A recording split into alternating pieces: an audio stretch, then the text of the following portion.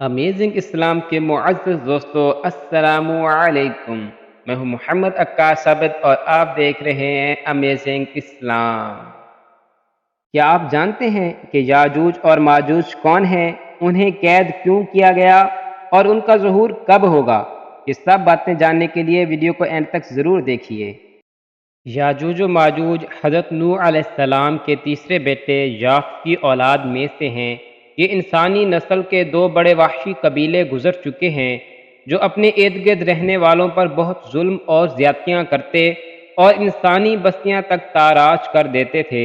قرآن مجید کی آیات، تورات کے مطالب اور تاریخی شواہد سے معلوم ہوتا ہے کہ یہ لوگ شمال مشرقی ایشیا میں زندگی بسر کرتے تھے اور اپنے وحشیانہ حملوں کے نتیجہ میں ایشیا کے جنوبی اور مغربی علاقوں میں مصیبت برپا کرتے تھے۔ بعض تاریخ دانوں نے ان کے رہائشی علاقے کو ماسکو اور توبل سیک کے آس پاس بتلایا ہے، اور بعض کا خیال ہے کہ یاجوج و ماجوج کے شہر تبت اور چین سے بحر منجمد شمالی تک اور مغرب میں ترکستان تک پھیلے ہوئے تھے۔ حضرت ذوالقرنین کے زمانے میں یاجوج و ماجوج کے حملے وبال جان بن گئے تھے۔ ان کی روک تھام کے لیے ذوالقرنین نے پہاڑوں کے مابین اونچی اور مضبوط سد یعنی دیوار تعمیر فرمائی۔ حضرت ذوالقرنین اور سد ذوالقرنین کا ذکر قرآن پاک کی سورہ کہف میں موجود ہے۔ حضرت ذوالقرنین کا نام سکندر ہے۔ یہ حضرت خضر علیہ السلام کے خالہ زاد بھائی ہیں۔ حضرت خضر علیہ السلام ان کے وزیر اور جنگلوں میں علم بردار رہے ہیں۔ یہ حضرت سام بن نوح علیہ السلام کی اولاد میں سے ہیں اور یہ ایک بڑھیا کے اکلوتے فرزند ہیں۔ حضرت ابراہیم خلیل اللہ علیہ السلام کے دست حق پرست پر اسلام قبول کر کے مدتوں ان کی صحبت میں رہے، اور حضرت ابراہیم خلیل اللہ علیہ السلام نے ان کو کچھ وصیتیں بھی فرمائی تھیں۔ صحیح قول یہی ہے کہ یہ نبی نہیں ہیں بلکہ ایک بندہ صالح ہیں جو ولایت کے شرف سے سرفراز ہیں۔ حضرت ذوالقرنین کی بابت قرآن نے صراحت کی ہے کہ وہ ایسے حکمران تھے جن کو اللہ نے اسباب و وسائل کی فراوانی سے نوازا تھا۔ وہ مشرقی اور مغربی ممالک کو فتح کرتے ہوئے ایک ایسے پہاڑی درے پر پہنچے جس کی دوسری طرف یاجوج اور ماجوج تھے۔ قرآن کریم کی سورہ کہف میں بحوالہ یاجوج و ماجوج حضرت ذوالقرنین کے حالات بیان کرتے ہوئے فرمایا گیا ہے کہ جب وہ اپنی شمالی مہم کے دوران 100 پہاڑوں کے درمیان پہنچے تو وہاں انہیں ایسی قوم ملی جس کی زبان ناقابل فہم تھی، تاہم جب ترجمان کے ذریعے گفتگو ہوئی تو انہوں نے عرض کیا کہ یاجوج و ماجوج اس سرزمین پر فساد پھیلاتے ہیں، لہذا آپ ہمارے اور ان کے درمیان ایک سد یعنی دیوار تعمیر کر دیں۔ چنانچہ حضرت ذوالقرنین رحمۃ اللہ علیہ نے اس قوم کو یاجوج و ماجوج کی یلغار سے بچانے کے لیے دیوار بنائی، اور جو دیوار بنائی گئی وہ کوئی خیالی اور معنوی نہیں بلکہ حقیقی اور حسی ہے، جو کہ لوہے اور پگھلے ہوئے تانبے سے بنائی گئی تھی، جس سے وقتی طور پر یاجوج و ماجوج کا فتنہ دب گیا۔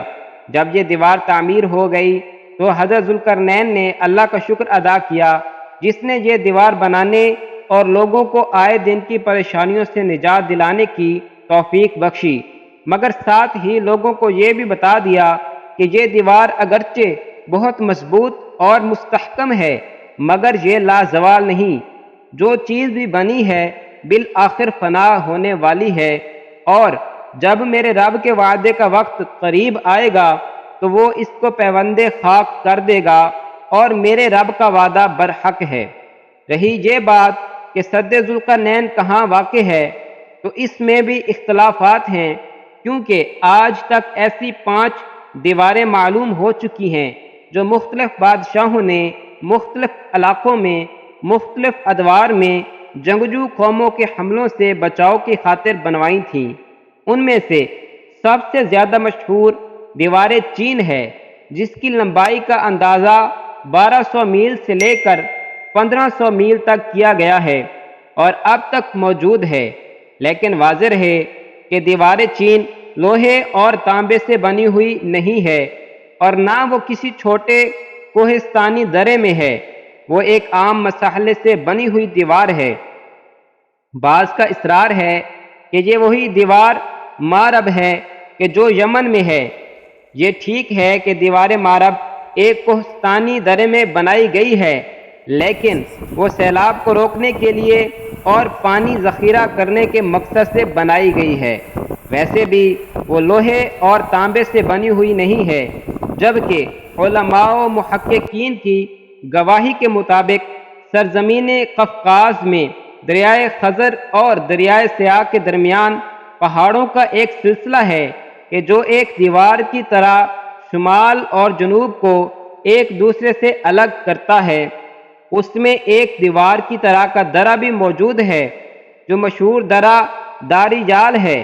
یہاں اب تک ایک قدیم تاریخی لوہے کی دیوار نظر آتی ہے۔ اسی بنا پر بہت سے لوگوں کا نظریہ ہے کہ دیوار ذوالقرنین یہی ہے، اگرچہ سد ذوالقرنین بڑی مضبوط بنائی گئی ہے، جس کے اوپر چڑھ کر یا اس میں سوراخ کر کے یاجوج و ماجوج کا ادھر آنا ممکن نہیں، لیکن جب اللہ کا وعدہ پورا ہوگا تو وہ اسے ریزہ ریزہ کر کے زمین کے برابر کر دے گا۔ اس وعدے سے مراد قیامت کے قریب یاجوج و ماجوج کا ظہور ہے۔ صحیح بخاری کی ایک حدیث میں حضور نبی کریم صلی اللہ علیہ وآلہ وسلم نے اس دیوار میں تھوڑے سے سوراخ کو فتنے کے قریب ہونے سے تعبیر فرمایا۔ ایک اور حدیث میں آتا ہے کہ یاجوج و ماجوج ہر روز اس دیوار کو کھودتے ہیں اور پھر کل کے لیے چھوڑ دیتے ہیں، لیکن جب اللہ کی مشیت ان کے خروج کی ہوگی تو پھر وہ کہیں گے کل انشاءاللہ اس کو کھودیں گے، اور پھر دوسرے دن وہ اس سے نکلنے میں کامیاب ہو جائیں گے اور زمین میں فساد پھیلائیں گے، یعنی انسانوں کو بھی کھانے سے گریز نہیں کریں گے۔ تو اللہ تعالیٰ کی طرف سے حضرت عیسیٰ علیہ السلام کو حکم ہوگا کہ وہ مسلمانوں کو کوہ طور کی طرف جمع کر لیں، کیونکہ یاجوج و ماجوج کا مقابلہ کسی کے بس میں نہ ہوگا۔ حضرت عیسیٰ اور ان کے ساتھی اس وقت ایسی جگہ کھڑے ہوں گے جہاں غذا کی سخت قلت ہوگی۔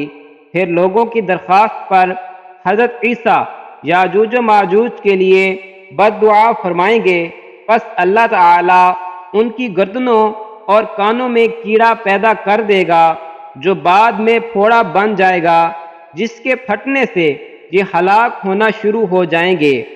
سب کے سب مر جائیں گے، ان کی لاشوں سے ایک بالشت زمین بھی خالی نہ ہوگی اور ہر طرف ان کی لاشوں کی گندی بو پھیل جائے گی۔ پھر حضرت عیسیٰ ابن مریم دعا کریں گے تو اللہ جل شانہ اونٹ کی گردن برابر پرندے بھیجے گا جو ان کی لاشوں کو اٹھا کر نہ جانے کہاں پھینک دیں گے۔ پھر ایک بارش ہوگی جس سے کل زمین صاف ہو جائے گی اور ہر طرف ہریالی اور خوشحالی ہوگی۔